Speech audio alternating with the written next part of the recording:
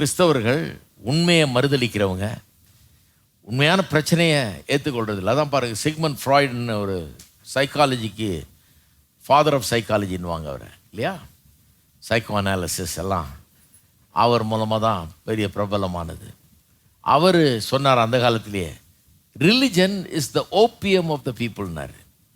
Religion is the opium of the people. ஓபியம்னா அந்த போதவஸ்து. அது ரிலிஜன் எப்படியா ஒரு மயக்கத்தை கொடுக்குதான் மக்களுக்கு. மயக்கத்தை கொடுத்து அவருடைய உண்மை பிரச்சனையை மறக்க செய்கிறது. ரிலிஜனை கிண்டல் பண்ணுறாரு அவர் சைக்காலஜிஸ்ட்டு. ரிலிஜனை நம்புறது கிடையாது. சொல்கிறாரு, ரிலிஜன் வந்து பிரச்சனை, உண்மை பிரச்சனையை மறுதளிக்க பண்ணுகிறது, மயக்கத்தில் வச்சுருக்கிறது மனுஷனை. பிரச்சனை இருந்தாலும் இப்போ பிரச்சனை இருக்கவன் குடிச்சிரு இல்லையா, அவன் என்ன நினைக்கிறான், குடிச்சிட்டா கொஞ்சம் பிரச்சனையை மறக்கிறதுக்காக குடிக்கிறான்னு இல்லையா?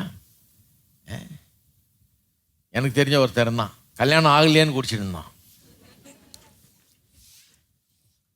அப்புறம் கல்யாணம் ஆச்சு. கல்யாணம் ஆன பிறகு அதை விட அதிகம் குடிக்க ஆரம்பித்தான். ஏன் குடிக்கிறேன், கல்யாணம் ஆயிடுச்சேன்னு குடிக்கிறேன். இப்போ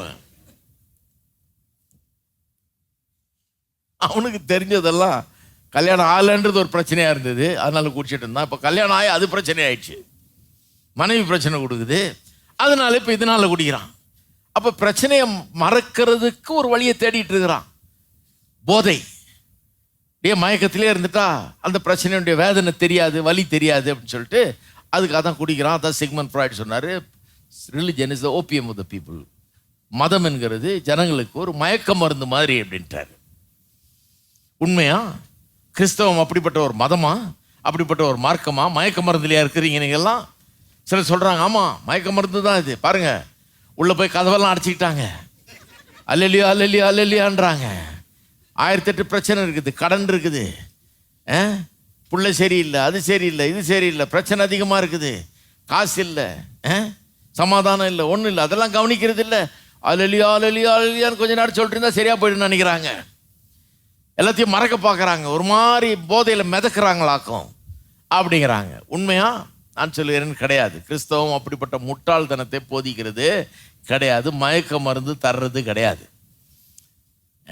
அதனால தான் அந்த மாதிரி கிறிஸ்தவத்தை நான் நம்புறது கிடையாது. வந்தவுடனே அப்படியே மயக்க அடித்து உளுந்து உருண்டு அப்படியே போகிறது.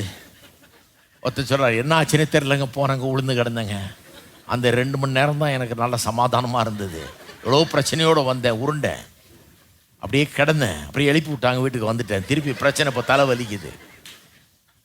அதைத்தான் சிக்மண்ட் ஃப்ராய்டு சொல்கிறாரு, இது மயக்க மருந்துன்னு. இங்கே நான் மயக்க மருந்து யாருக்காவது கொடுத்தேன்னா நான் பிரச்சனை